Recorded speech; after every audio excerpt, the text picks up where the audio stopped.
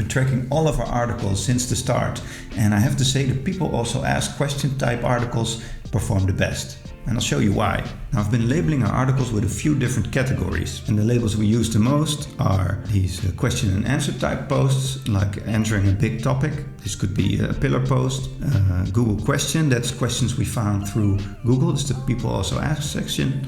Google auto suggest, where we use the search bar and then type A, B, C. It's the alphabet method, I think. Articles we found through Quora, where Quora is ranking high, and we do a lot of versus articles. So teppanyaki versus hibachi or stop motion versus claymation. Now I've labeled all of our articles in Google Sheets so I can track these articles separately. I'm using Trello for this with Zapier, so when one article is finished in Trello, then this sheet automatically gets filled. I won't bore you with the details. It's very nerdy. But what I've also added here is the word count, and that's especially important because it allows me to create the PPW. And what this allows me to do is to see how much effort we put into an article and how much page views it results in. So the PPW is the page views per word. So it's essentially where I take the amount of page views I get on a page and then divide it by the amount of words that we've written. So like the amount of effort we put into it. So this gives a much clearer picture of the ROI of an article. Now these are all of our articles and the amount of page views we got on them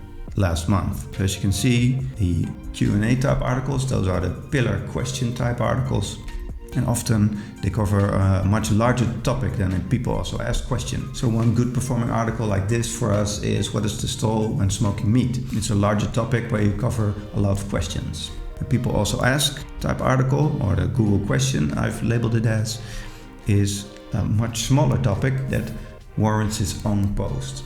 So it's just one very specific question that we answer here. So naturally it can attract a lot less page views, but you also have to write a lot fewer words to get to a full article for this. And that's why the PPW is so important. So on the people also ask questions, on average I got 70 page views and the PPW was 0.08. Now if you look at the larger pillar type questions that we answered, the PPW was 0.14.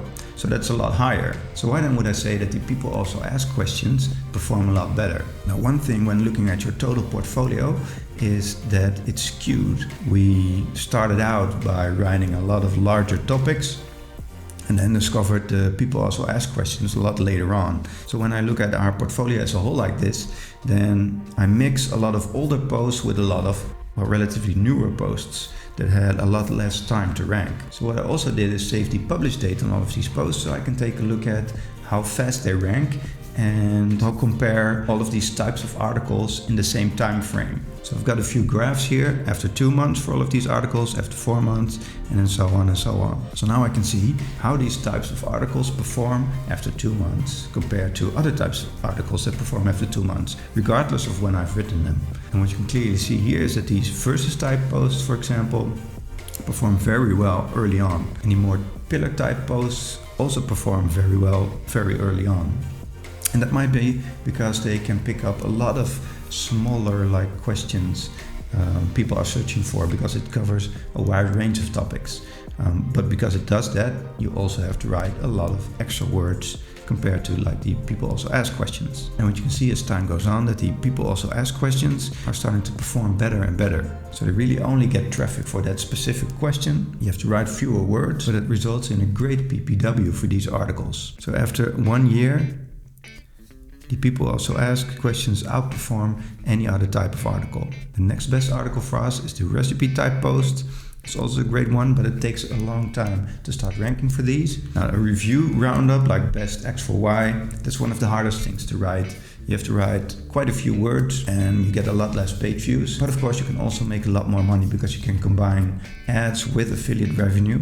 So that's also something to take into account. Larger pillar topics like the question and answer type posts that are bigger are also very good to write about. They can give you a lot of page views as you do them right, and they're still the third highest on our list in how much effort we have to put into them to get some results. So I'm a data scientist by trade and I like to analyze everything. And if it wasn't doing that, then I would probably invest as much time in the Google Auto-Suggest articles and the pillar post that I was in the people also ask questions, and I would be missing out on some great opportunities to invest our budget better. I've also started doing more separate people also ask question type articles instead of adding them like at the FAQ section underneath a pillar post. I think you can get much better ROI when using them as separate questions than as more information on an article that's already very big. And we found the best results where we answer these people also ask questions, but also answer a larger pillar post and write about the entities as well. So write about what is this thing. That's not really answering a specific question, but I think that's the sort of article you should have on your site as well to really round out your topical coverage. And click on this video to see how I fix former mistakes and cut up a large article, a large monster blog post into smaller articles to serve the search intent better.